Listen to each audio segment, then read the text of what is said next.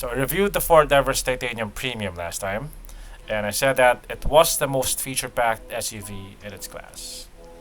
This is the opposite end of the spectrum. It is the Ambiente, the cheapest automatic variant of the Everest. Is it still worth buying? Let's find out.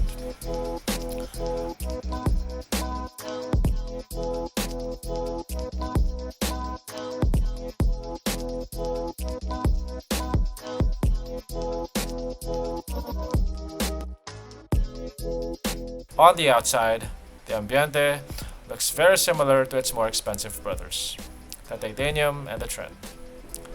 The most obvious differences are the grille, which is painted in silver instead of chrome, and the wheels, which are 17s instead of 20s on the Titanium and 18s on the Trend.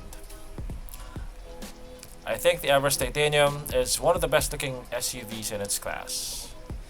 The Ambiente, even if it has a few downgrades, also has the same muscular fender arches as the Titanium, the same bold looking front end, sans the chrome grille, so it's still a good looking vehicle.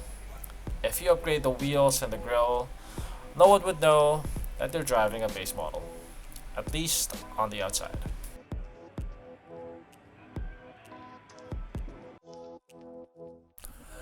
You'll mostly see the difference between the Ambiente and its higher spec siblings on the inside.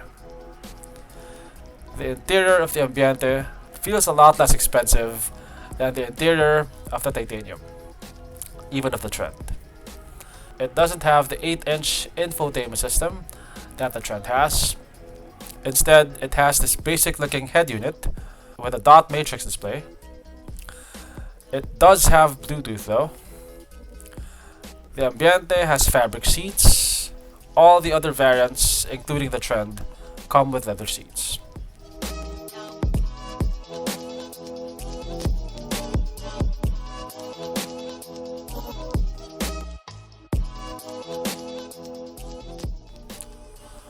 The dashboard is made of hard plastic, unlike on the Titanium, where it's covered in stitched leather. The armrests are covered in padded leather though, thankfully. The seats are manually adjustable, unlike the seats on the Trend and the Titanium, which are power adjustable.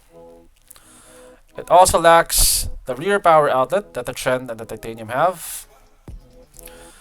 The Ambiente also lacks cruise control, parking sensors, dual zone climate control, all of which are standard on the Trend and the Titanium. The Ambiente is not completely bare though.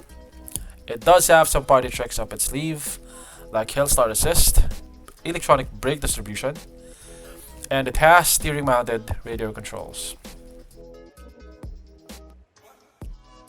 Mechanically, the Ambiente is identical to all the other 2.2 liter variants of the Everest. It has the same 2.2 liter engine, which produces 160 horsepower and 385 Newton meters of torque. It is more powerful than the Fortuner's 2.4 liter engine, but less powerful than the Montero's. The Ambiente has the same 6-speed transmission as all the other variants.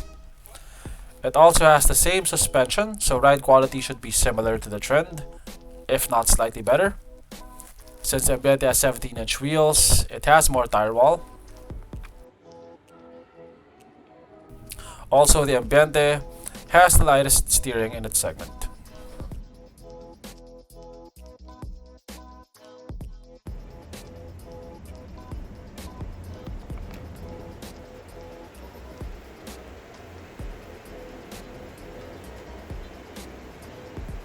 Electric power steering. So may mga electric power steering din po iba sir, pero hindi po ganun kaganda pa yung technology nila. Ito po kasi once na nakatigay po talaga siya. Talagang kahit one finger lang po kaya. Kapag naman po mabilis yung takbo natin sir, unti-unti rin yung tinitигatan kasi mahirap naman sir kapag masyado tayo mabilis kasi medyo magalaw manifesta.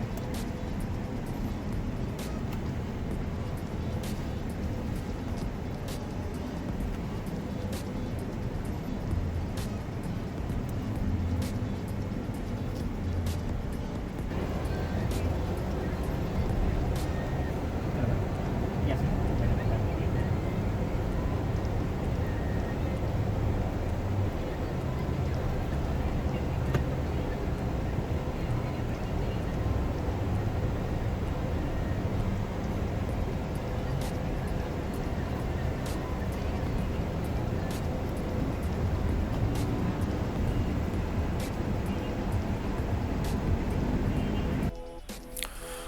With discounts, the Ambiente is slightly cheaper than the Montero GLS. While I think the Titanium Premium is the best SUV in the market, I'd have to say that the Montero GLS slightly feels more upmarket than the Ambiente. The Montero has more features and has a better entertainment system.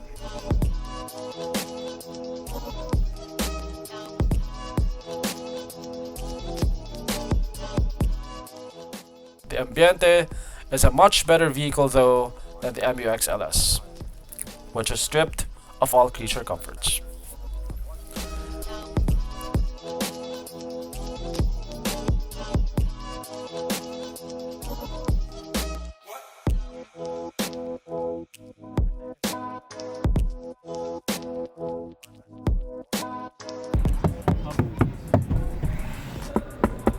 The Everest trend is where Ford strikes a very good balance between pricing and features. For about the same price as a Fortuner G, or less with discounts, we get a lot more features like leather, power adjustable seats, dual zone climate control, 7 airbags. The price difference between the Ambiente and the Trend is about 140,000 pesos. If you get the Ambiente, you could upgrade the entertainment system, the interior, and the wheels later on, but what you will miss out on are the 7 airbags, the cruise control, the dual zone climate control. Those features cannot be added economically later on.